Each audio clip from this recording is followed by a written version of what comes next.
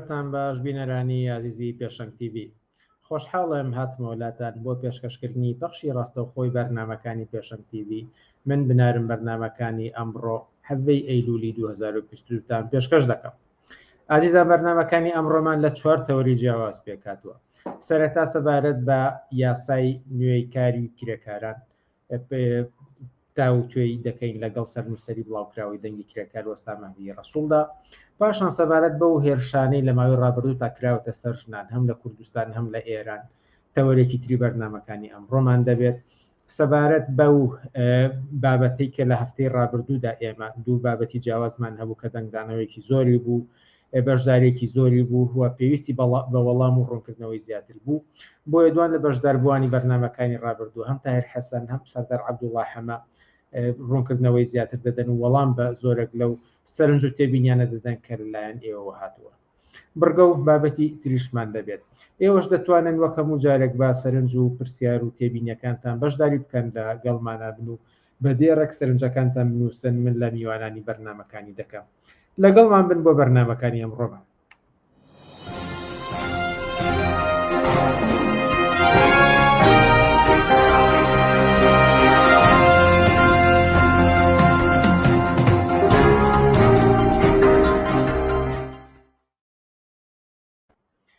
بەڵێ عزیزان، هەروەک ئاماژەم پێدا کە تەوەری یەکەمی ئەمڕۆمان سەبارەت بەو یاسای نوێی کارەیە. بۆ ئەم مەبەستەش وەستا مەهدی ڕەسوڵ سەرنووسەری بڵاوکراوەی دەنگی کرێکارمان لەگەڵدایە. وەستا مەهدی، ئێوارەت باش و سپاس کە دەرفەتت پێداین بۆ ئەم چاوپێکەوتنە. ئێوارەی خۆشتان باش، زۆر سپاس بۆ ئێوە. سەرەتا ڕێگەدام بتەم ئێوە خۆتان بە گشتی سەرنجی خۆتان سەبارەت بەم یاسا نوێی کارەی کە لەلایەن وەزارەتی کار و کاروباری کۆمەڵایەتیەوە دەردەچێت و بڕیارە پەسەند بکرێت، هێشتا نەچۆتە پەرلەمان، بەڵام ئێوە چی سەرنجێکتان لەسەری هەیە؟ بەڵێ، زۆر سپاس. ئەزانی هەڵبەتە ئەوە لە هەمومان ئاشکرایە، ئەوە ماوەیەکە کە وەزارەتی کار ڕایگەیانەوە کە ڕۆژە یاسایەکی تازەی بردووەتە پەرلەمان. ئەوان لە ئەنجومەنی وەزیران پەسەند کرا و چۆتە پەرلەمان و لەوێش خوێندنەوەی یەکەمی بۆ کراوە. پێم وایە لە ڕۆژی دووشەمەی ئایندەشە لیژنەی یاسایی پەرلەمان راپۆرتی خۆیان حازرەکەن لەسەر پرۆژە یاساکە. ئەزانین وەکو ئەوەی کە لە ناو کرێکارانم وەکو ئەوەشی کە لە ناو یاسای کارەکانە زۆر گەڕاوم بە دوای مافی کرێکاران ناوێڕبووم. ئەزانی بەگشتی ئەم ڕەشنووسی یاسایە کە حکوومەتی هەرێم ئامادەی کردووە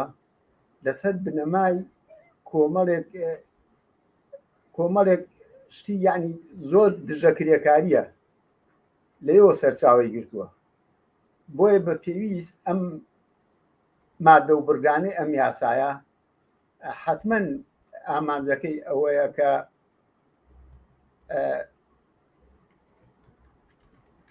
بەتاڵانبردنی هێزی کار و سەراپاگیری کرێکاران، یعنی تەواوی کرێکاران دەرگیری ئەوە بکە کە بە هەرزان کار بکەن و وەزعیان خراپە بێ. ئەمە لەلایەک و لەلایەکی تریش ئەم یاسایە لەسەر بنەمای ئەوە داڕێژراوەتەوە سیر کە حکوومەت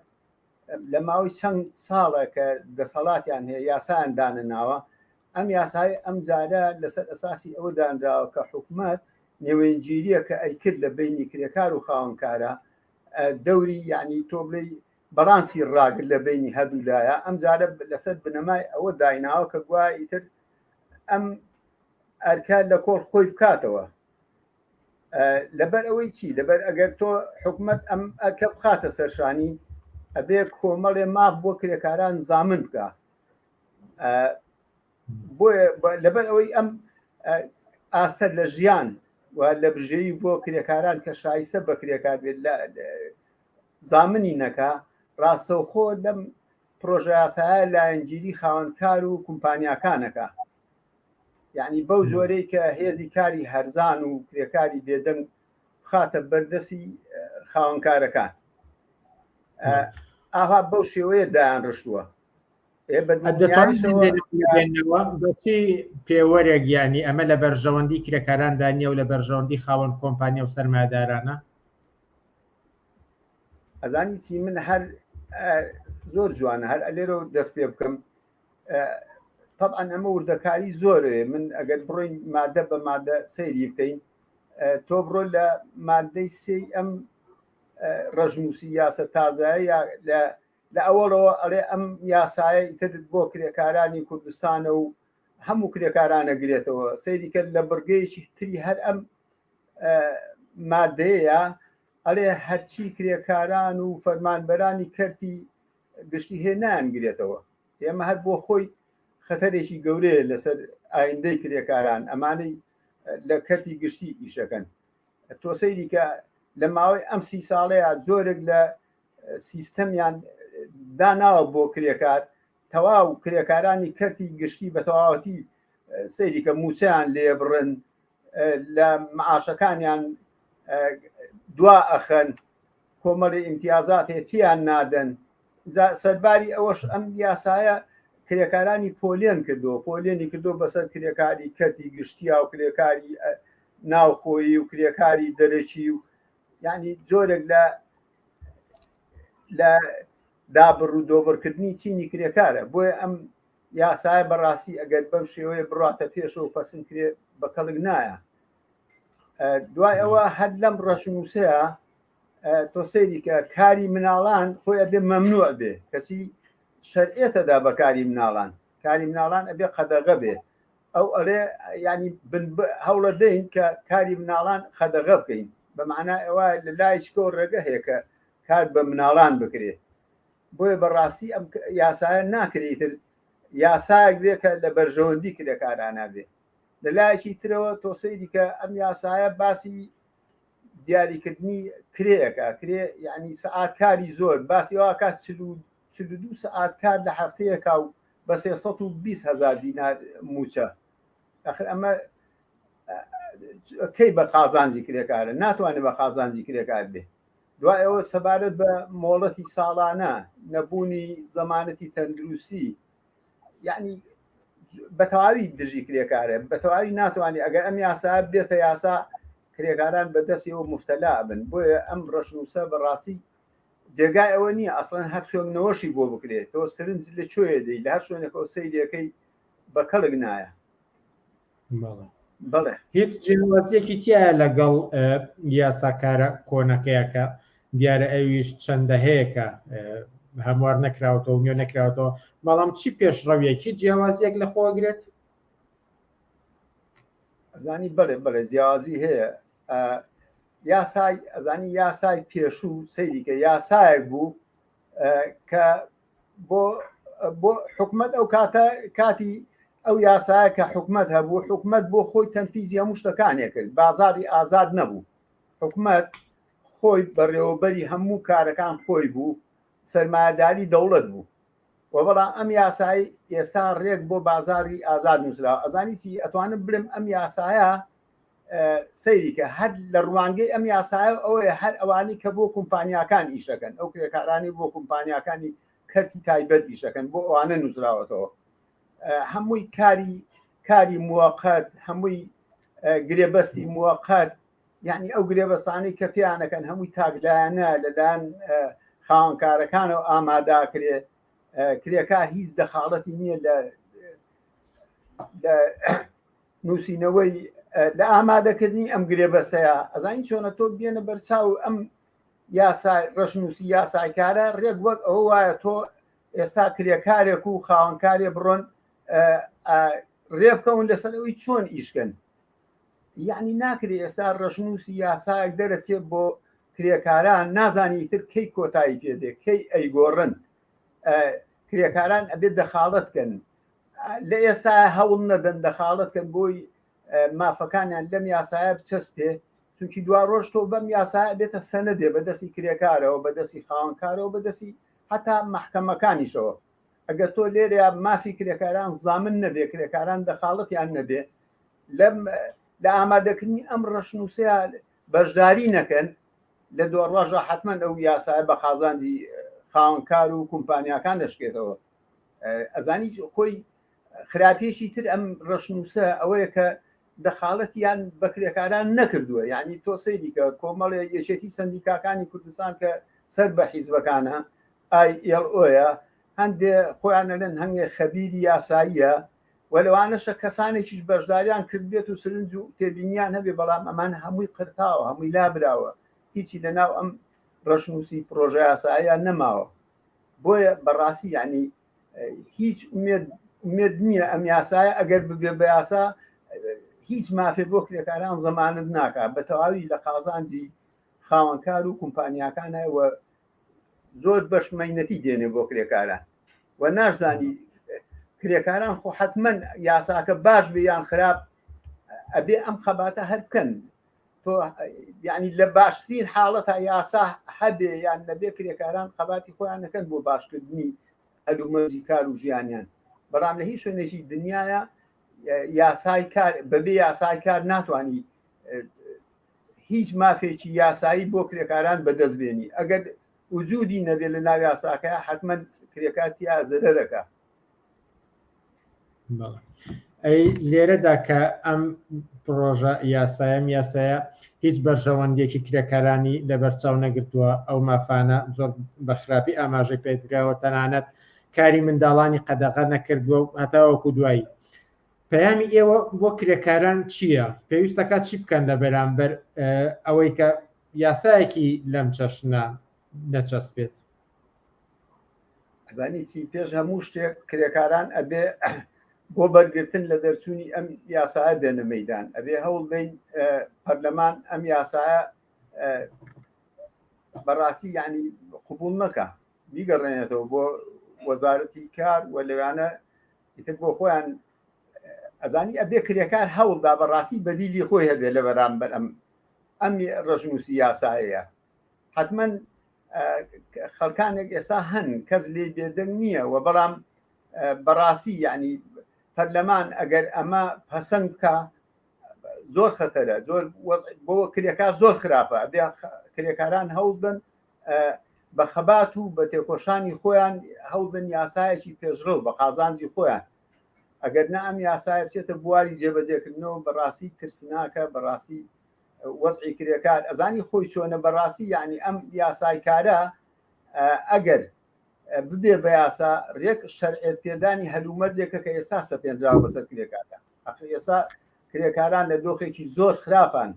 تۆ بێنە بەرچاو ئەوەی لەسەرکارە و ئەوەی بێکارە و یعنی هیچ یاسایەک نییە کە مافی کرێکار زەمانەتکە خۆ ئەگەر باسی یاسا کۆنەکەکەی یعنی بە بەراورد لەگەڵ ئەم ڕەشنووسی ئێستا یەشان یاسا کۆنەکەی هەفتاویەک زۆر شتیکە کە ئەگەر جێبەجێ بکرێت زۆر باشە بەڵام لە کۆتاییشە یاساکە هەرچیەک بێت کرێکار ئەبێ هەوڵدا بۆ ئەوی کە بەدەستیەوە بگرێ وەک سەنەدێت ئەگەر ئەم سەنەدە هەروەکو ئیشارەتم پێدا هیچی تیا بەسەر نەبێ حتمما بە زەرەری کرێکارشکێتەوە ئەزانی زۆر زۆر سەقەتە سەرتاپای ئەم یاسایە یعنی نازانم لە ئەلفیۆ تا بە تۆپیا بڕۆ سەیری بکە ئەگەر لە مادەیەکە مەسەڵ کۆمەڵشتی دیاری کرد بێ یان لە بڕگەیەکە یان لە دوو مادەی دواترە بەڕستەیەک هەمووی هەڵوەشانێتەوە بە کەڵک نایە بۆیە ئەبێ کرێکاران و ئەبێ ئەو کەسانەی کە مهتەمن بە هەلومەرجی کار و ژیانی کرێکار بە جواب بێن لەسەر ئەم ڕەژنووسە و نێرین پەرلەمان دەنگی پێ نەدا ئەمە باشترین حەدەکە هەوڵدەین پەرلەمان دەنگی پێ نەدا بگەڕێتەوە حتمما ئەم یاسایە لەژێر فشاری بەڕاستی ئێستا من ئەیدین لەژێر فشاری ڕێکخراوی ئۆە چونکی ئەم یاسایە لە کوردستان تەخیر بووە تۆ بێنە بەرچاو دوای لە ساڵی 2015 لە عێراق یاسای ژمارە 37 دەرچوو و یاسای ژمارە 70 هەڵوەشاوەتەوە یعنی تا ئێستا کە مماتەڵە کراوە لە کوردستان هیچ یاسایەکی کار دەرنەکراوە هەر بە یاسا کۆنەکە ئیش کراوە و یاسا کۆنەکەش ئەسڵەن جێبەجێ نەکراوە ئەو مادانەی کە بە قازانجی کرێکارە جێبەجێ نەکراوە بۆیە ئێستا ILO بەڕاستی حکوومەتی هەرێمی سۆتە ژێر فشارەوە بۆ ئەم یاسایە دەرچێت ئەگەرچی من پێم وایە یعنی بۆیە پەلەی لێەکەن لەبەر خاتیەوەی دەرچێ و دڵی ILO و ڕێکخراوە نێودەوڵەتیەکان ڕازی بکەن ئەجینە هیچی تیا بەسەرنی ئەم یاسایە باشە خۆ پرسیارێک بە تۆ لە ساڵی 93ەوە کوردستان هەر بە یاسا کۆنەکەی ئیشەکە لە کتوپڕێکە هەر بە سەریعی بە پرۆسەیەکی سەریع تێپەڕی کردووە. هەر وەک ئیشارەتم پێداننا کرێکارانیان بانگێش کردووە ئەگەر دووسێ وەرەک شۆپیان کرد بێ بە سەریعی تێپەڕ بووە. لە 2010 جارێککە ئەم ڕەشنووسە وەرەکشۆپی بۆ کراوە و تاوتێ کراوە و دیسان ون بۆ دووبارە سەری هەڵداوەتەوە بە سەریعی.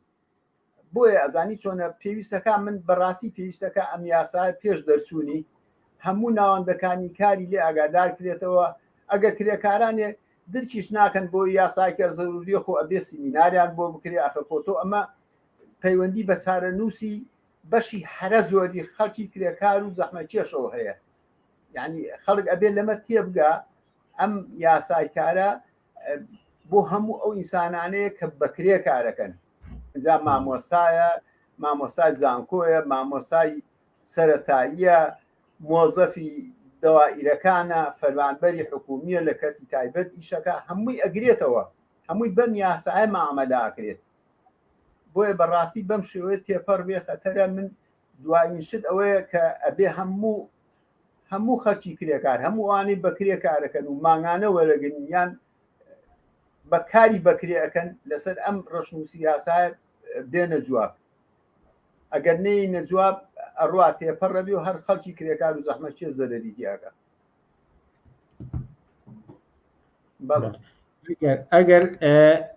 ئەگەر لە پەیوەند بەم یاسایەوە شتێک ما بێ پتانەوێ بە کورتی لە یەک دێ ڕابیڵەن فەرمون بە کورتی. وەڵا لە پەیوەند بەم یاسایەوە هەر ئەوەیە کە من باسم کرد، یعنی ئەگەر هەوڵ نەدەین بەری پێ نەگرین حتمما خوێندنەوەی بۆکەن و ئەڕوا. بەڵام ئەوەی کە ئێساش لیژنەی یاسایی دیسان ئەوێ ئێستیشارە بکە بە خەڵکانێکە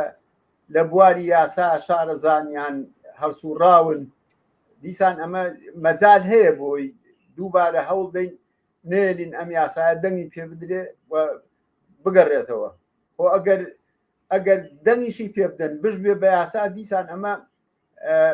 ئەبێ سەرۆکی هەرێم واژۆی کە ئەنجا ئەبێتە یاسا. یعنی ئەو کاتەش ئەبێ هەوڵەکان بەردەوام بێ هەتا کۆتایی هەوڵی کە نەبێ بە یاسا. ئۆگەرنا بش بێ بە یاسا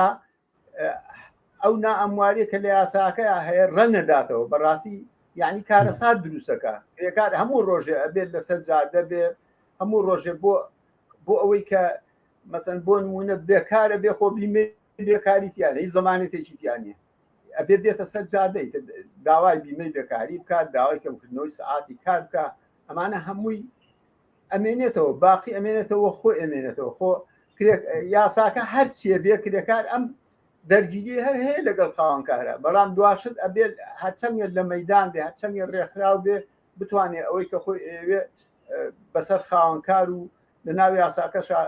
جێبەجێکرێ حتمما بە قازانجێتی. وەستا مەهدی ڕەسوڵ سەرنووسەری بڵاوکراوەی دەنگی کرێکار، زۆر سپاس بۆ ئەم دەرفەتەی پێت داین و لە بەرنامەکانی ئەم شەوی پێشەنگ تیڤیدا ئامادەبوون. سپاس بۆ ئێوەش. ئازیزان، وچانێک دەدەین و پاشان سەبارەت بەو هێرشانەی دەکرێتە سەر ژنان چاوپێکەوتنێکمان دەبێت لەگەڵ گوڵزار عەلی، هەڵسوڕاوی بزوتنەوە و یەکسانی خوازی ژنان. دێنەوە لاتە.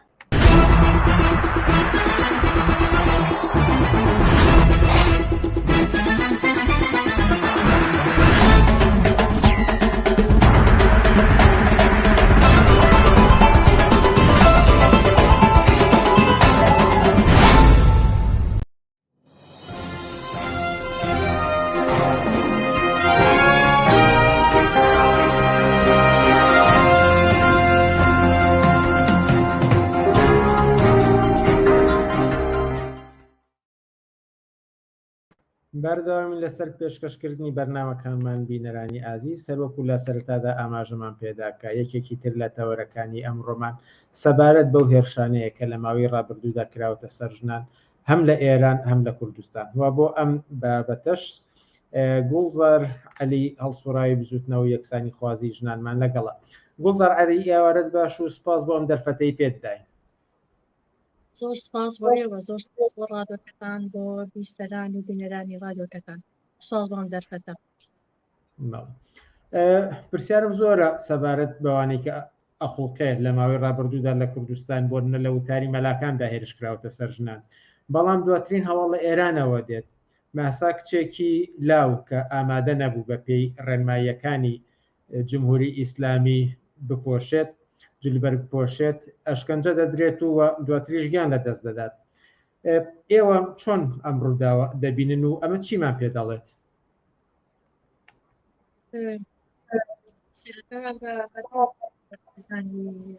چەگەنجە جێی ناڕەزایەتێکی زۆری لێکەوتەوە، نەڕەزایەتێکی کۆمەڵایەتی فراوان لە ئێرانە کە بۆ تاوەی کە زۆرێک لە شار و شارچەکانی کوردستان لە ئێران و لە ڕۆژهەڵات دەنگدانەوەی بوو کە بۆتە جێی ناڕەزایەتێکی زۆری خەڵک کە ئەمە حتمەن لە دارەنجامی ئەو نابەرابەری کە لە ئێرانە ڕوەدا ئەو هەموو قانون و یاسای ئیسلامیانە پێڕەو دەکرێت لە ئێرانە و حتمەن ژنانیش بە دەرنی لەوە کە قانونەکان و ئەو قانون یاسانی کە لە ئێرانە ڕابەڕێگاوە حتمەن سەرەتا بۆ کردنەوەی بۆ لە نێوبردننی ژنان و مافەکانی ژنانە، بۆ دیلکردنی ژنان و کۆیلەکردنی ژنانەوە. بۆیە هەر کاتێک کچێکی گەنج لە چکەکەی تۆزێشترە بێ بە پێی و قانونانی ئەوان نابێت و 2 تاڵ لە قژی یان 3 تاڵ لە قژی دیارە بێت و کاجێی ناڕەزایەتی ئەوان نەبێت و ئەو بەر ئەشکەنجاکەوێت و ئەو ئەبێتە قوربانی. و هەم هەفتەی پێش و ژەر ژنێکی کە بە هەمان شێوە هەر لە ئێران ئەویش لە پەنجەری باڵەخانێکە خۆی هەڵەیاتە خوارەوانێ و بۆ پاراستنی ناموسی خۆی لە دەست پیاوێ کە ئەوێت حەڕوشی سێکسی پێ بکات و فشاری بۆ بێنێ خۆی گیانی خۆی بەختەکە خۆی هەڵەیاتە خوارە. بەداخە هەموو ئەمانە ئەو وەزعەتەیە کە ئێستا لە کوردستان لە ئێران ڕۆیا بتە جێگای ناڕەزایەتی خەڵک و ناڕەزایەتێکی زۆری خەڵک کە قبوڵی ئەمەی نییە، ئیتر ناتوانێت لەمە زیاتر ئەم ئەوزاعە لە ئێرانە ڕوئەیات خەڵک بتوانێت قبوڵی بکات. چونە هەم لەبارێکی کەی ئەوەشەوە کە ئێستا ئەو هەموو ئەتراز و ناڕەزایەتیانێک کە ڕوویاوە لەسەر ئەم قەزەی لەسەر قسەی ژنان دووبارە خەریکن لە ڕێگەیەکیکەوە لە باربردننی ئەم قەزەی کە سبتی کە لە چارچێوەی مافەکانی ژنانە دەری بێنن بیکەنە جۆرێکێکی سیاسی بکەن کە بۆ خۆی سیاسیە لە ئەزەڵام قەزەیە. بەس بە سیاسیکردن بەسمەوەی کە لەگەڵ ئەحزابەکانی کەی کوردستان ئەحزابە کوردیەکانەکانێم قەزەی بخەنە چارچەوەی کە ئەمان لەباری ئەوەی کە ئەوان ژنێکی کوردن بۆیە لەسەر ئەمە هیم بووە لەسەر کوردبوونیانە. من پێم وانە مەسە کوردبوونیان نییە و من لەسەر نەتەوە نییە، چونە نەتەوە ئانەوێ ئەمە بە جۆرێک دەبێنەژە دەسەڵات بیخەن لەباری بەرن لە قانونی لەژێر ئەو پانەی کە لە ئیسلام داناوە بۆ ژنان و کە ژنان پێکۆی لە ئاکەن لەوەی دەربێن بیکەنە بە جۆرێکی کە لە کێسێکی بێخەنە چارچەوەی کێسێکی کەوانێ کە ئەویش نەتەوە بوونی ئەو قەزەیە ئەو ژنان یعنی مەبەست لە کۆیلەکردنی ژنانە. بۆیە من پێم وایە ئەم قەزەی ئەمە نییە. ئێرە لە ئێستەیە لە پێشتریش لە ئێرانە کەمپیرێکی زۆر گەورەتر و واوەتر بوو لەسەرەوەی کە ژنان لەسەر تاسەری ئێرانە بە کورد و بە فارسی بە هەموو زمانەکان و کەلتورەکان و دژی حیجاب و حیجابەکانی خوانیان سووتان و لەسەر خۆکان پێڵێن ڕووسەری بە زمانە کوردێکەوە بە حیجابی ئیسلامیش کە پێڵێن حیجاب سووتان دیان و فڕیانە. ئەمە هەمیشە بەردەوامی هەیە کە ژنان لە دژی ئەم قانونانی کە سەپاوە بەسەریانە ئیتر لەسەر تاسەری ئێرانە ڕازایەتی هەیە لەسەری یعنی جۆرێکە لەوەی کە ئیتر ئیسلامی سیاسی و ئێران کە ئەمە قانونەکانی خۆی لەسەر ئەو لەسەر بنەمای ژنبوون بنیاتین لەسەر قانونی چاوساندنەوەی ژنان بنیاتیناوە و هەر بۆیە ژنانیشە بنە قوربانی و هەمیشە ژنانیشە بنە قوربانی ئەوزاعەیە کە ئەوان ئایانوێ بچێتە پێشەوە بۆیان و ئامارەکانی کوشتنی ژنان هەمیشە لە بەرزبوونەوە دابێوە تیرۆر و کوشتنی ژنان هەمیشە لە بەرزبوونەوە دابێژە دەسەڵاتی ئیسلامی ئێرانە بە ناوی قانون و یاساکانی ئیسلامەوانێ. بەداخەوە بۆ ئەم هەواڵە دڵتەزێنەی سەبارەت بە مەرگی مەحسا و سنووردارکردنی جلوبەر پۆشین و هەتاوەکو دوایی کە لایەک دەبێتە قوربانی. بەڵام لە کوردستاندا ماوەی ڕابردوو جۆرە هێرشێکی تر بۆ سەر ژنان هەبووە. هەڵبەت پێشتریش هەبووە، بەڵام هەست دەکەم کە لە ماوەی ڕابردوودا زۆر زیاتر بۆ لانی کەمەوە لە تۆڕە کۆمەڵاتیەکانەوە بڵاو دەبێتەوە. ئەویش وتاری مەلاکانە کە ڕویان لە ژنانە، هەر لەوەی کە چۆن بپۆشن، بچنە زانکۆوە، دەبێتە جێی مەترسیەوە، بەرەنگاربوونەوەی ئازادی و یەکسانی، هەتاوەکو خەتەنەکردن و زۆر بابەتی تر. ئیحساس دەکرێت کە هێرشێک بەرەو ڕووی ژنان لە ئارادایە. ئەمەیان سەرچاوەکەی بۆچی دەگەڕێتەوە، بۆچی لە ئێستا مێرشە دەکرێتە سەر ژنان بەم شێوە فراوانە؟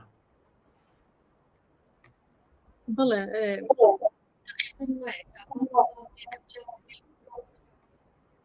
پازەکانی کوردستان یا بڵێن ئیسلامی سیاسی لە کوردستانە هەموو ئەوانەی کە حیزب ئیسلامیەکانی کوردستان بەڕێوا بن و ئەمانە ئەمە لەسەر بنچینەی ئەسڵی ئەوان لەسەر ئەمەیە کە پایەکانی ئیسلام لەسەر ئەوەیە کە چەساندنەوەی ژنان یەکەم بەرنامەیانە وە بۆیە یەن قسە لەسەر هەموو ئەوانە ئەکەن کە ئیسلام پایەکانی ئیسلام لەسەری وەستاوە ئەویش چەساندنەوەی ژنانە بە کۆی لەکردنی ژنانە، گەڕاندنەوەی ژنانە بۆ چوارچەوەی ماڵ. کاتی عەبدولەتیف کاڵێ ئەو کچەکانتان کە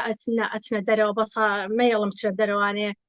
یان بچنە خوێندن ما بچنە جامیعەکانیان معهەدەکان بۆی نەخوێنن لە باوی بەساغی نایەنەوە. یعنی ئەمە ڕێک ئەومان پێڵێ کە ئێمە ئەو خۆی تەجروبەیەکی هەیە لە ژیانی خۆیان وەکو کەسێکی ئیسلامی سیاسی هاتووە جارێکی کە ئێوێ بەم جۆرە لە تەبلیغ بۆ ئەقڵێتی نێرسالاری لە کوردستانە و هاندانی گەنجەکان و کوڕان و باوکان و کچان کە کردنەوە و گەڕانەوەی کچەکانیان بۆ ماڵەوە لەژێر ئەوەی کە ناموسی خۆیان بپارێزن و پارێزن و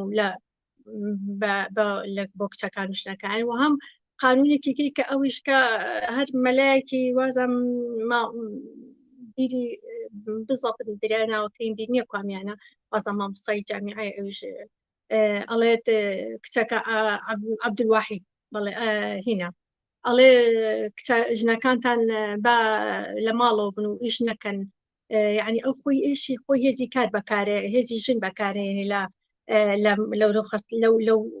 خەستەخان و نورینگانی کە هەیە نەخوان ئیسلامیەکان لێ بەڕێوێ بەت هێزی ژن بەکارێنێ. یامە دووفاقەی خۆیان دووفاقەی ئیسلام و دووفاقەی مەلاکان کە یەن بانخوازەکان کە ئەیانەوێ بەم جۆرە پیشانی بن کە ئەوان لەگەڵ خەڵکان بۆ پاراستنی شەرەف و حەیای ئەوان کە ژنان پارێزەری ئەمەی ئەو شەرەف و حەیای ئەوانن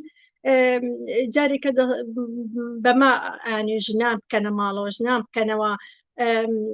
مطبەخەکان بە ژنان ئاوادان بکەنەوە، ژنان بکەنەوە خزمەتکاری خۆیان و کۆیلی خۆیان، بە ژنان بکەنە ئەو مەکینە کە بەرهەم هێنەری مناڵە کە تر ئەوانەی کە ئەوان پێیانە و ئیدعای بۆکەن لە پایەکانی ئیسلام لەسەری گرتووە یەکەم لە بینەکانیان بۆ ژنانە بەڵام گوێی مزگەوتەکانیان ڕۆژانە لە ئەوەیە کە ئیهانە و سوکاتی بە ژنانەکە کە مێشکی گەنجەکان و نێرینەکان پڕەکات لەوەی کە بڕۆنەوە حەیوە شەرفەکانتان بپارێزن ئاگاتان لە کچەکانتان بێ لە ژنەکانتان بێ بەماش جارێکی کە ئەوێ ڕۆژانە ئێمە بینیم پۆل ژنان و کچان ئەکەنا حیجاب و ئەیان پێچنەوانێ بەو جۆرەی کە ئەمانە ئیترە بێ ژنان وهەیە ئیتر واهی بن بەوەی کە ئەوان ئەیانێ ئیسارەیەکە بۆژنەوە. ئەمە هەر بەڵای من هەر لە کوردستانان نییە، یان لەسەر تاسەری ئێستا گەرسەیتکەین لە تاڵیبانی ژار هاتوۆتەوانێ لە ئەفغانستان و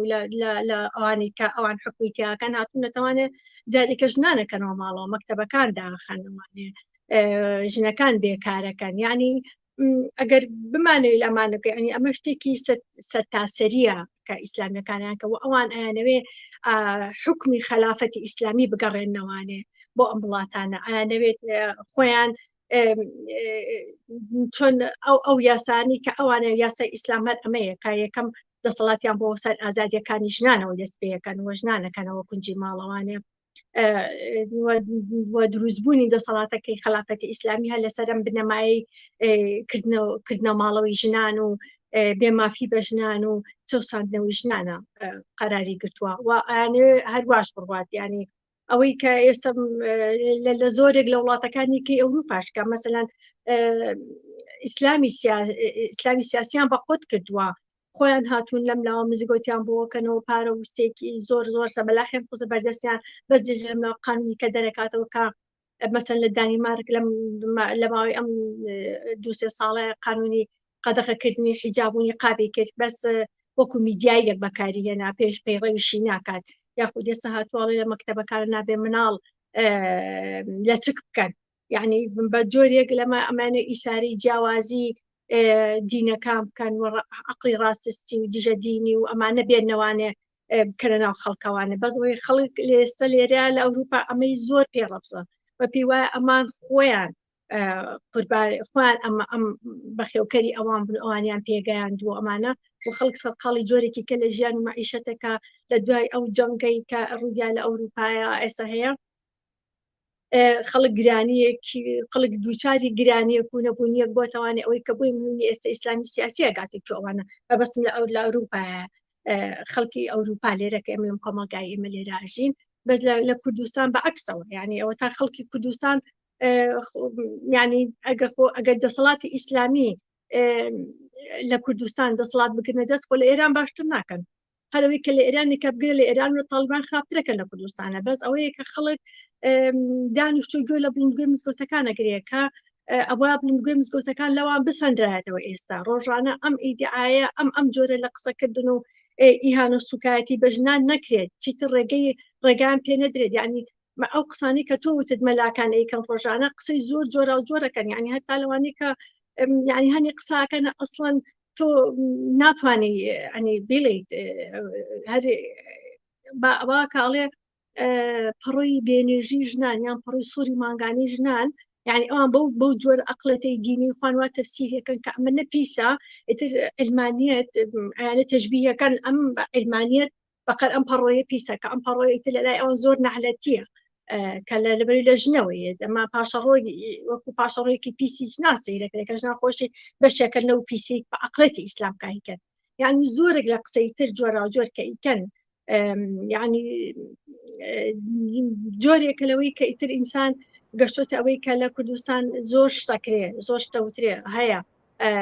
بەس کزە لە چاودەڕەکانی ئەوانە چون دەسەڵات خۆی لە پشتیانە دەسەڵات خۆی ئیساری ئەمانکە ئەگەر دەسەڵات لە پشتیان نەبێت هەرەوتا لەم ڕۆژانەیە بینیمان کە لە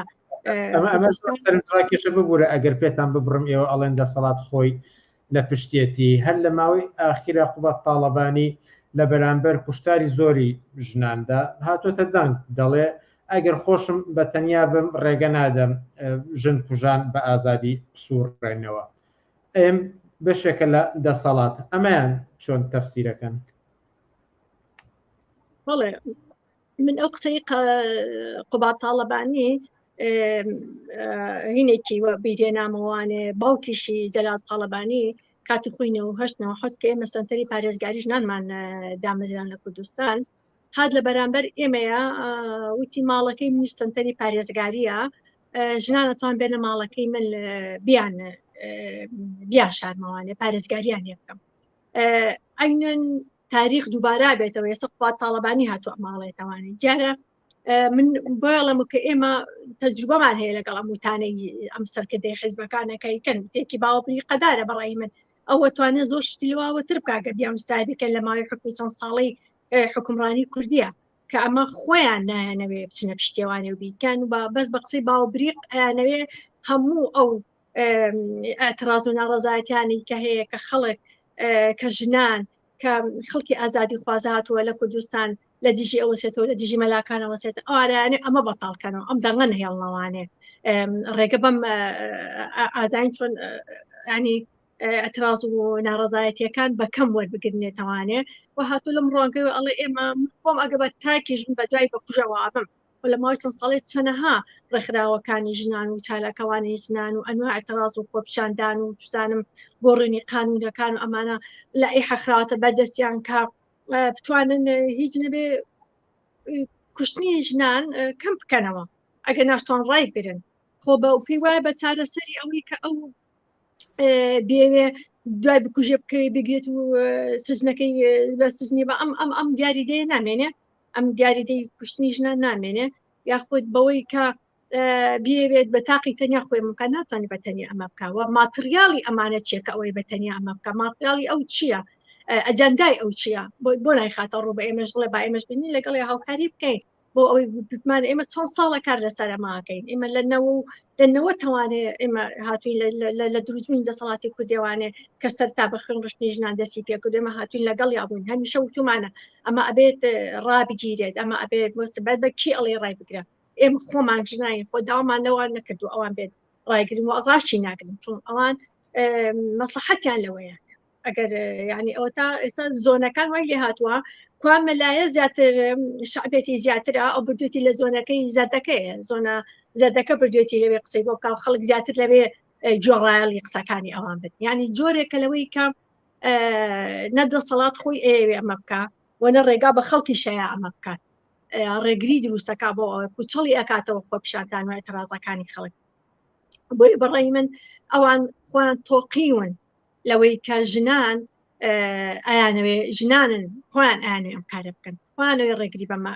بەم کارە بکەن بەس ئەوان نایەنە پشتی ئەماوە ئەترازەکانی ژنان و گوێ لە ژنان ناگرن و ئەو پێشنیار و لا ئیحا و گۆڕێنی قانونەکان کە تەقدیم کراوە ئەوان بتوان بیبەنە پێشەوە بیکەن و هەر بۆیە من بەڕێی من یعنی ئەوان تۆقیون لە ئازادی و لە خەباتی ژنان کە ژنان یانەوێت چیەکەن و بەتەمای چین بۆیە هەر ئەوەی کە دەستیان پێ کردووە قانونێکیان دەرکردو ئێستا کە قانونی ڕێگری لە میدیاکان و لە ڕاگەاندکارەکان کە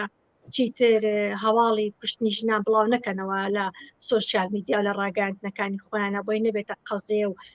خەڵک قسەی لەسەر نەکات نەبێتە قەزەی عام و چون ئێمە لە چەند بینیمان لە فتری پێشوە کە چەندها کێس هەر لە ڕێگای سۆشیال میدیاوە توانیمان زۆر شت بکەین و زۆر ئەتراز و ناڕەزایەتی ببێت لەسەری و خەڵک ئەترازێکی ناڕەزایەتی کۆمەڵایەتی کە خەڵک بێتە پشتیوانی بچێتە پێشەوە خەڵکی ئازادی خواز و یەکسانی خواز بێنە پشتەوە بچێتە پێشەوە و ئەمان هەتا لەمەش تۆقیون کە ئیتر ئەمە نەچێتەوەی بۆیی کەسانی سیاسی و کەسانی کە ئێمە لەوێ ڕێکخراوەکانی ژنان و چوزانم کەسانی ڕادیکاڵ و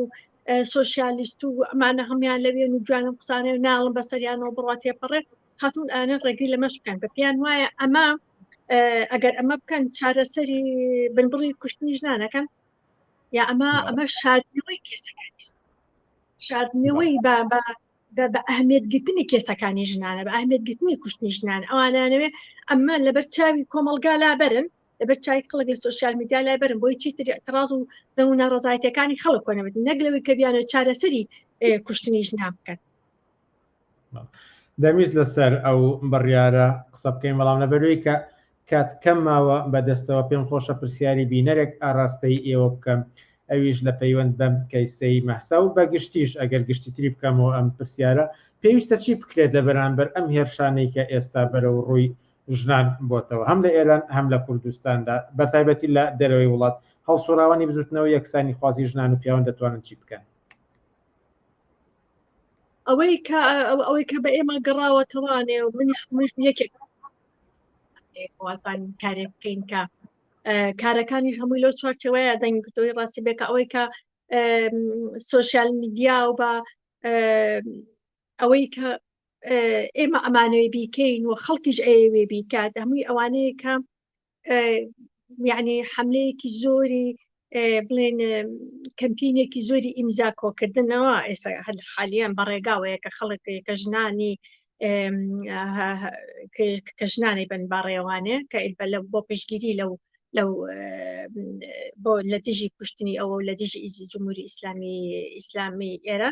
ئەو کەمپینە ئێستا بەڕێوە ئیمزاکرێ پێم وایە ئەبێ کەمپین ئەو کەمپینی ئیمزا بکەین یا ئەو خۆپیشاندان و ئەترازاتانەی کە ئێستا لە ئێران لە هەموو شارەکانە ئەمڕۆ لە زۆرێک لە شارەکانی ئێرانە ئاگادار بنبینیمان کە خەڵک هەر ئەمە ئەتوانین بکەین یعنی جۆرێکی کە لە شتێک کە ئێمە یەکەین گۆڕینی یاساکانە جمهوری ئیسلامی ئێران نایە دەسەڵاتەکەی خۆی و قانونەکەی خۆی بگۆڕێ بۆ ئێمە ئەوەی کە ئەمانەی بکەین فقط ئەم جۆرە لە خەباتی کۆمەڵایەتی ناو خەڵکەی بینە پێشەوانی ئەمانەوەی بیکەین هەر ئێمە لەوە زیاتر ئەوەی کە ئەکرێت ئارەوە نەیە ینی بڕای من شتێکی کە نییە لەوە واوەتر کە خەڵک ئێمە بتوانین زۆرتر لە عینەکانی خۆمان و قسەی لەسەر بکەین بڵای بکەینەوە شتی لەسەر بنووسین لەسەر هەموو ئەو شتانی کە ئەوان ئەیڵێن لە ئیتر لە کوردستان بێیان لە ئێران بێ بتوانین ڕۆژانە اعتراضمان هەبێت بە قبوڵی نەکەین لەم جۆرە ئەمە توانین ڕێگریە بکەین کەمێک توانین ڕێگری بکەین بینی بیاهێنە ژێر شارەوانێکە گوێ لە ناڕەزایەتیەکانی خەڵک بن پێشم وایە تەئسیری زۆر هەیە بینیمان لە چەند ساڵی داهاتووی لەوەتی سوشیال میدیا هەیە کە چەندێ خستومان نەتەژێر شارەوانێ و بۆیە هەریەت یاسای دەرەکات لە کوردستان ئەوێ ئەمە نەهێڵێت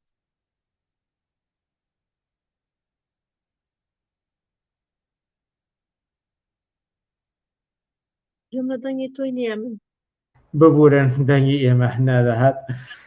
زۆر سپاس بۆ گوڵزار عەلی هەڵسوڕای بجووتنەوە یەکسانی خوازی ژنان و پیاوان کە لە بەرنامەکانی ئەمشەوی پێشنگ تیڤیدا ئامادەبوون زۆر سپاس بۆ ئێوەش دەستی ئێوەش خۆش بێ سەرکەوتوو بن زۆر سپاس ئازیزان موچانێک دەدەین و پاشان لەگەڵ سەردار عەبدوڵڵا حەما سەبارەت بە وەڵامدانەوە بە زۆرێک لەو سەرنج و تێبینیانەی کە لە بەرنامی پێشنگ دۆکەوە هاتبوون وەڵام وەردەگرنەوە موچانێک و دەینۆلاتە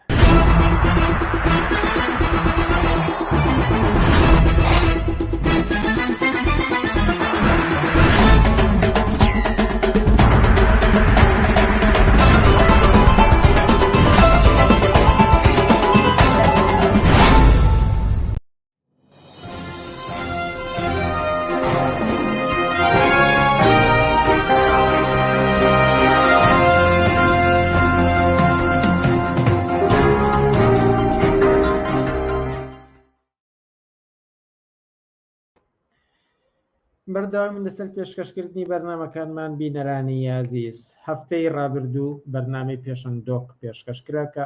تیایدا سەردار عەبدوڵڵا حەما سەبارەت بە ئیسلامی سیاسی دووە لەو بەرنامەیەدا دواترکە بڵاوکرایەوە لە پێگەی فەیسبووکی پێشنگ تیڤیەوە زیاتر لە 200 سەرنج و تێبینی هات و لەگەڵ سەردار عەبدوڵڵادا کە قسەمان کرد با گرنگمان زانی کە هەندێک لەو بۆچوونانە وەڵام وەربگرنەوە بۆ ئەم بەرنامەیەش سەردار عەبدوڵڵا لەگەڵماندایە سەردار عەبدوڵڵا حەما ئێوارەت باش و سپاس بۆ ئەم دەرفەتەی پێداینەوە ئێوارێ ئێوەش باش و سڵاو بۆ ئێوەش و سپاس بۆ پێشنگ تیڤیش و بۆ بینەرانیش ئەو پێشنگ دۆک ئەو تەوەرەی ئێوە سەبارەت بە ئیسلامی سیاسی زۆر بڵاو بۆیەوە سەرنج و کۆمنتێکی هێچگار زۆری بەدوای خۆیدا هێنا هەڵبەت من لەلایەن پێشنگ تیڤیەوە زۆر سپاسی هەموو بەشداربووان دەکەم بە هەموو ئەوانەی هەر جۆرە تێبوانین و بۆچوونێکیان هەبوو و دوور بوون لە تەشهیر و وشەی ناشرین سپاسی ئەو بەشداری کردنیان دەکەم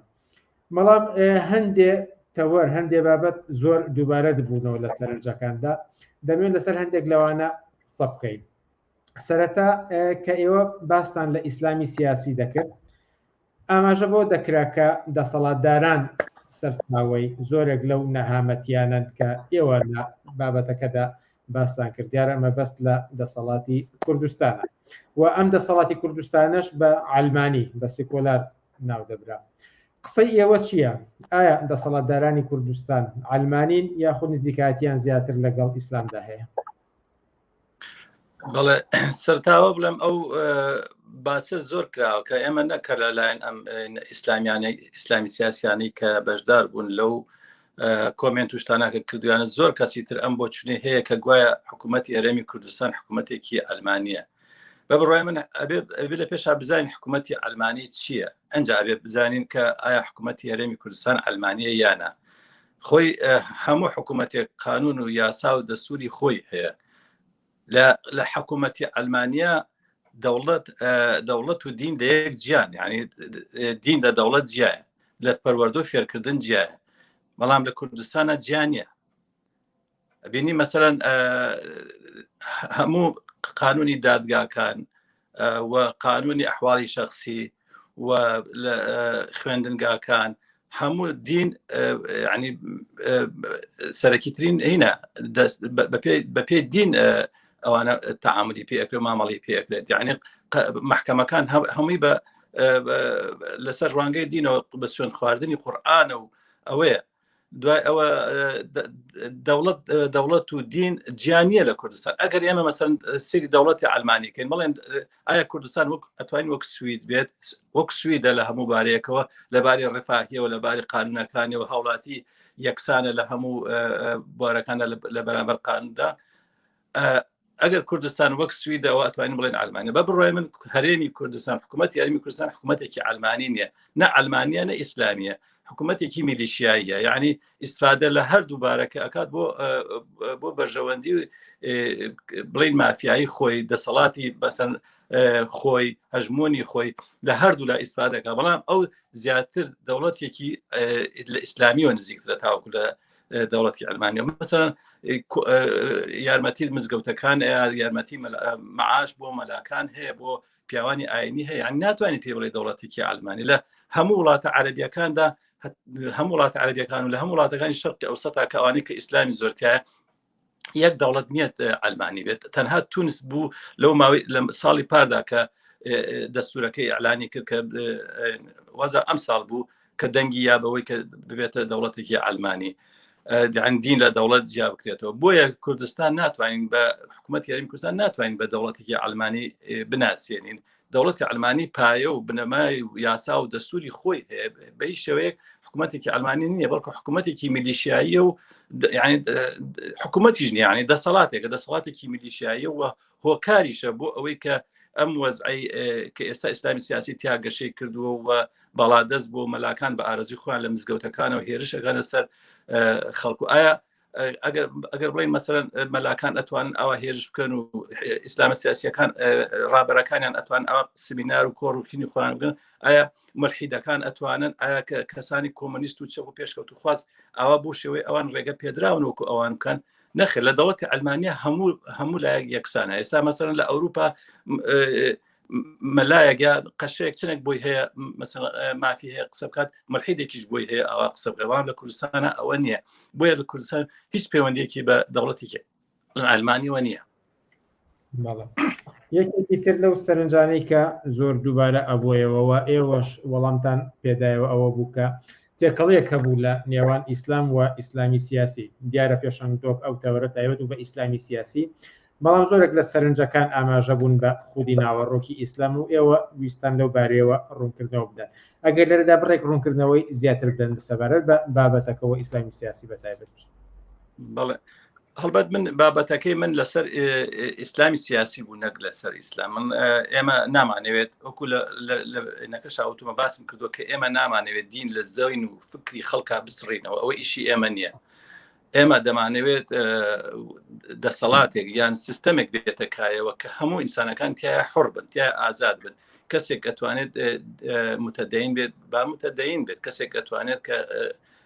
دینێکی کەی هەبێ با دینێکی کەی هەبێت، کەسێک دەتوانێت کە دینی نەبێت با دینی نەبێت. یعنی قسەی من لەسەر ئەوەی ئیسلامی سیاسی ڕێگرە لەسەر ئەمە. ئیسلامی سیاسی دێت هەوادارەکانی خۆی، لایەنگرەکانی خۆی وا فێر دەکات. ئەگەر هەر کەسێک باسی ئیسلامی کرد، هەر ناوی ئیسلامی هێنا، ئێوە دیفاع لە ئیسلام بکەن، دیفاع لە دینەکەتان بکەن، ئیتر ناچن مەسەڵەن پیان ناڵێ بچن دیفاع لە خۆتان بکەن، لە بەرژەوەندەکانی خۆتان بکەن. یعنی ئەمە مەسەڵەن هۆکارێکە ئیسلامی سیاسی بوونی ئیسلامی سیاسی هۆکارێکە بۆ ئەوەی کە خەڵک لە ناو مێنەتی و کوێرەوەری و هەژاری و برسێتیە هەر بمێنێتەوە. لە جیاتیەوە دیفاع لەوە بکەن کە هەستن ناڕزایەتی دەربڕن بەرامبەر بەوەی غەدرەی کە لێتانە کرد، ئەو ستەمێک کە لێتانە کرد لەلایەن دەسەڵاتەوە، هەستن ناڕزایەتی دەربڕن ئەو دەسەڵاتە لابرن، دەسەڵاتێکی ئینسانی تر بێنەکایەوە، پیان ئەڵێن نەخێر ئێوە بچن دیفاع لە دینەکەتان بکەن، ئەوانە دژی دینەکەی ئێوەن. ئیتر ئەگەر ئەو کەسێک کە دیفاع لە دینەکەی خۆشی ئەکات، برسیشی بێت، هەژار بێت، موچەی نەبێت، کارەبای نەبێت، ئاوی نەبێت، هیچ شتێکی نەبێت، بۆی گرنگ نییە. وای لێکات کە وا مێشکی تێگەیات کە ئەوەی بۆ گرنگ نەبێت، ئەوەی کە بۆی گرنگ بێت دینەکەی بێت. ئەمە مەسەڵەن کاریگەری ئیسلامی سیاسیە لە کۆمەلگا. ئیسلامی سیاسی ناڕزایەتیەکانی ئینسان سەرکوت ئەکات، نایڵێت کە ئینسان لەم دنیاە خۆشبەخت بژی لە ناو کوێرەوەری و مێنەتی و هەژاریە ژیان بەسەر بکات. یعنی دەیەوێت کە کێشەی تەبەقاتی، ئەو کێشەی کە لە کۆمەلگا هەیە بۆ چۆن داپۆشێت و خامۆشی کات، کێشەیەکی تەبەقاتی لە ئارانیە، بەڵکو کێشەی دین و ئەلمانیت لە ئارا هەیە. دەیانەوێت مەسەرەن کێشەکە وا لێ بکەن. ئێستا ئەبینی زۆربەی ئەو کۆمنتانی کە هاتبوون هەموو هاتون دیفاع ئەو بەحساب دیفاع لە دینەکان ئەگەر دیفاع لە دینەکان بکەن زووتر ئەچنە بەهەشت یان زیاتر نزیکە بنەوە لە خوا. بەڵام لە کاتێکا برسیشێتی نانی نییە، موچەی نییە، ئاوی نییە، کارەبای نییە، وەزعێکی زۆر شڕ و بێدەرەتانی هەیە کەچی مێشکی وا لێکراوە کە دیفاع لە بەرژەوەندی و لە ژیانی خۆی نەکات. ئەمەیە مەسەن دەور و نەخشی ئیسلامی سیاسی. بۆی ئەمانێت ئەم دەورە نەمێنن نەک ئەوەی کە وا بکەین کە خەڵک واز لە ئیسلام بێن. ئێمە ئەوە پرۆسی ژیان و ململانیەکان ئەوە دیارەکات کە کێ چ دینێک هەڵبژێرێت کێ چ دینێک هەڵنابژێرێت و ئیسلامە یا ئیسلام نییە. ئەمە ئەمانێت سیستەمێک بێتە کایەوە کە دوور بێت لە دەسەڵاتی سیاسی ئیسلامی سیاسی و نمونەی ئیسلامی سیاسیمان هەیە لە ئێران، لە ئەفغانستان، لە زۆر شوێنی تر پێشتر کە مەسەرەن لە سەردەمی خلافاتەکانی ئیسلامە. یعنی کێشەی ئینسان، کێشەی هەژاری، کێشەی کوێرەوەری و مەینەتیەکان، نەخۆشیەکان، علم، تەکنۆلۆجیا، هیچی ئەمانە نەک چارەسەرنەوە هەر بەرەو دواوە ڕۆشتۆتەوە، هەر خراپتر بووە. بۆیە مەسەرەن ئەگەر ئیسلامی سیاسی بێتە سەردەسەڵات وەزعیەتی خەڵک هەر خراپتر ئەوێت، نالەبارتر ئەوێت و هەژاری و دەردەسەری چارەسەر ناکرێت. یەکێکی تر لەو سانەی کە دەکرێت لە سەرنجەکانە لەبەرەوەی کە ئێوە وەکو هەڵسوڕاوێکی کۆمونیست ناسەنراو بوون، زۆرێک لە کۆمنتەکان، هەندێک لە کۆمنتەکان وەرنەک زۆرێک ڕووی لە خودی کۆمونیزم بوو بەوەی کە کاتی نەماوە بەسەر چووە، کۆن بووە، ئیتر بۆ ئەم سەردەمە نابێت و بە کوردستان نابێت و هەندێک بابەتی هاوشێوە. پێتان خۆشە وەڵامی ئەو تێڕوانینانش بدەنەوە؟ بەڵێ ئەو پرسیارێکی گرنگە دەست خۆش بووە، چونکە ئەوە هەر تەنها پرسیاری ئیسلامی سیاسیەکان نیە. ئەوانن کە مەسەرەن کە بە ئیسلامی سیاسی نەسراونیان بە متەدەی نەسر. ئەم پرسیارێکە کە ئەمڕۆ لە سەرمایەداری ئیمپریالیزم لە ئاسێکی بەرفراوانە ئەم هێرشاکاتە سەر کۆمونیزم کە کۆمونیزم نەماوە لە دوای اتحادی سۆڤیەتی نەما، ئیتر کۆمونیزم بەسەر چوو بەبێ ئەوەی مەسەن ئیشارە بۆ بن کە کۆمونیزم ڕوتێکی کۆمەڵایەتیە، ڕوتێکی کۆمەڵایەتی یەکسانی خوازە. تاوەکو چەسانەوە هەبێت، تاوەکو ستەم هەبێت لە بینی بڵێن تەبەقەی سەرەوە کە سەرمایەدار و دەوڵەمەند و ئەوانن کە مەسەرەن ئیمکاناتی مادی کۆمەلگان دەستگرتووە و لەگەڵ کرێکاران، زەحمەتکێشان، خەڵکی هەژار و برسی و دەستفرۆش و ئەمانە تاوەکو ئەم کێشەیە بمێنێت کۆمونیزم زیندووە و زیندوتریش ئەبێتەوە، چونکە ئەبێتە پێویستیەکی ئینسان بۆ ئەوەی ڕزگاری بێت لەو کۆلایەتیە کە لەو سیستەما بەسەریا سەپێنراوە. لەبەرەوە کۆمونیزم ئەگەر مەسەرەن ڕۆژانێک لە شۆڕشێکە کات و سەر ناکەوێت و بۆژوازی دیسانجارێکی سەرەکەوێتەوە، ئەو بۆ معنای کۆتایهاتنی کۆمونیزم یە. ئەمە ململانەی چینەکانی مێژووی کۆمەلگا، مێژووی هەموو بەشەریەت بریتیەوە لە ململانێت، جارێک ئەم لا سەرکەوێت، جارێک ئەو لا سەر دەکەوێت، بەڵام کۆتایەکەی هەر بەوە دێت بەبوونی بڵێن کۆمونیستەکان و پێشڕەوانی بڵێن چینی کرێکار و ئەمانە بەبوونی حزبی شۆڕژگێر و کۆمونیستی ئەو بڵێنە بزوتنەوەیە ئەتوانێت سەرکەوتن بەدەست بهێنێت بە پراکتیکێکی شۆڕژگێرانە. ئەگەر ئەوان مەسەر ئەڵەن کۆمونیزم نەماوە لە بەروی اتحادی سۆڤیەتی نەماوە، ئێمەش پرسیارەکەین خلافەتی ئیسلامی کە زیاتر لە نیوەی عالەمی گرتبوو لە سەردەمی عوسمانیا لە 120 ساڵ پێش ئێستا کۆتایی هات. یعنی ئەکرێ بڵێن ئیسلام نەماوە، ئیتر هیچ خلافەتێک نەماوە ئێستا بە ناوی خلافەتی ئیسلامیەوە. اتحادی سۆڤیەتیش بڵێن نمونەیەک بێت کە نمونێت ئەگە حتا وای دا نمونەی کۆمونیزم بێت، دەوڵەتی کۆمونیستی بێت، نەماوە. بەڵام پێش ئەو خلافەتە ئیسلامیەکان نەماون، ناکرێ بڵێن ئیسلام نەماوە. ئیتر کۆمونیزمیش ئاوایە، کۆمونیزمیش ڕوتێکی کۆمەڵایەتیە بوونی هەیە، یعنی ڕوتێکی یەکسانی خوازی ئینسانە لەگەڵ دیفاع لە ئینسانەکە، دیفاع لەوەکە کە ئینسان کە لەو کۆمەلگایە پێچەوانەیە ئەبێ ڕاستکرێتەوە، ئەبێ بکەوێتە سەر پێی خۆی و لە سەروەتی کۆمەلگا بەهرەمەند بێت و سەروەتی کۆمەلگا بە یەکسانی دابش بکرێت بۆ هەموو کۆمەلگا. کۆمونیزم ئەمەی ئەوێت. ئایا ئەمە شتێکی خراپە؟ ناتوانانی بڵێ خراپە. کاتی بەرنامەکەمان کەم لە بەردەستا ماوە، بەڵام ئەگەر لەو سەرنج و کۆمنتانی کە هاتبوون لە پەیوەند بەو بەستەی تۆ سەبارەت بە ئیسلامی سیاسی و بتانەوێ وەڵام بە شتێکی تر تێڕوانینێکی گشتێکی تریان تەنانەت بۆ چونێکی دیاریکرااو بدەنەوە فەرمون بە کورتی. بەڵێ من ئەوان بەم بە ئێمە ئەڵێن ئێوە لەگەڵ دەوڵەتی بڵێن لەگەڵ حکوومەت یاریمی کوردستانە ئێوە ئەلمانیەکان هەموو بەیەکەوە بەشدارن لە کوشتنی ژنان و نازانم ئەم جۆرە قسانیانە کرد کە گوایە ئێمە ئەلمانین و حکوومەت یاریمی کوردستانیش ئەلمانیە ئێمە بەشداری نەک ئەوان تەسیریانە ئێمە بینین ڕۆژانە مەلاکان لە مزگەوتەکانەوە مەلاکان چۆن ئیهانە بە ژنانەکەن چۆن سوکایەتی بە ژنانەکەن چۆن وا ئەکەن خەڵک ڕقی لە ژن بێت کە مسلمانەکان چۆن ڕقیان لە ژن بێت و بنە هۆی ئەوەی کە پیاوەکانیان ژنەکان بکوژن یا کچەکان بکوژن مەسەڵەن نمونەی زۆر لە کوردستان لە ماوەیە دەرکەوت ماریا لەبەرچی کوژرا ئەو کەسێک کە کوشتی لە وتی لەبەرەوەی کە لە دین هەڵگەڕاوەتەوە یەکێک مەسلەی ناموسی ژنان کە ئەوان هەموو ڕۆژە لە مزگەوتەکانەوە وەکو ژەهر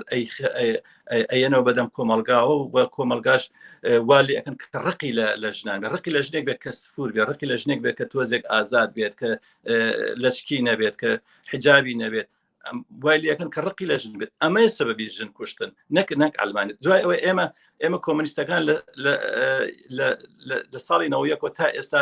دژایەتی ئەم حکوومەتە ئەکەین یعنی حکوومەت یاریمی کوردستان بە حکوومەتێکی ئینسانی نازانین حکوومەتێکە کە نە ئەلمانیە و نە پەیوەندی بە ئەلمانیەوەیە دوای ئەو من یەکشتی کە بڵێم ینی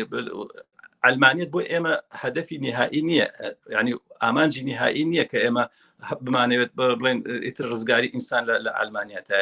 ئینسان ئێمە خۆشمان ڕخنەمان لە سیستمی ئەلمانیت چونکە هێشتا طبقات موجودە هێشتا یەکسانینە لە نێوان ئینسانەکان ئێمە خوازیاری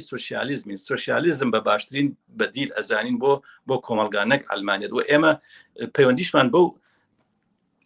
بەو سیستەمەوە نییە کە ئێستا لە کوردستانەوەکو پێشتر وتم سیستەمێکی میلیشیایی و زۆرتر ئیسفادە لە ئەوە ئەکات زیاتر ئیسفادە لە ئیسلام ئەکات زۆربەی ڕابەرەکانیان حەجیان کردووە عەمرەیان کردووە ئەوە زۆربەی ڕابەرەکانیان نوێژەکەن ڕۆژوو ئەگرن حاجین نازان چی پەیوەندێکیەوە ئەوان چ پەیوەندێکیان بە ئەلمانیەتەوە هیچ پەیوەندێکیان بە ئەلمانیەتەوە نییە سەردار عەبدوڵڵا حەما زۆر سپاس کاتوانی دووبارە لە بەرنامەکانی پێشەنگ تیڤیدا ئامادە بیت و ڕۆشنایی زیاتر بخەیتە سەر ئەو سەرنج و تێبینیانەی کە لە پەیوەند بابەتێکی ئێوە لە پێشەنگ دۆک سەبارەت بە ئیسلامی سیاسی هات بۆ ئاراوە زۆر سپاس بۆ ئێوەش بە ئەو دەرفەتەی کە پێتاندام زۆر سپاس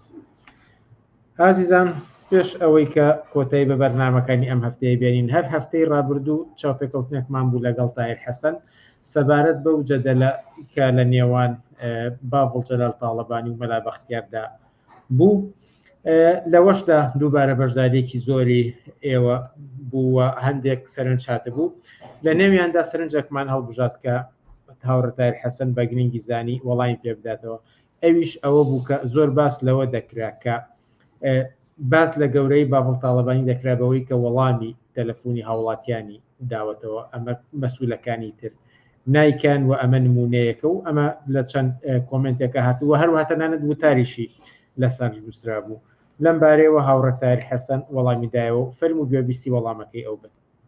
پاشانیش کۆتایی بە بەرنامەکانی ئەم هەفتەیە دێنین تا هەفتەی ئایندە کاتێکی خۆش و هەر شاد و سەرکەوتوو بن لە میانی گفتوگۆیەکە کە شەمەی ڕابردوو لەگەڵ پێشەنگ تیڤیە من ئەنجاممدا لەسەر ئەو دیالۆگەی لە بینی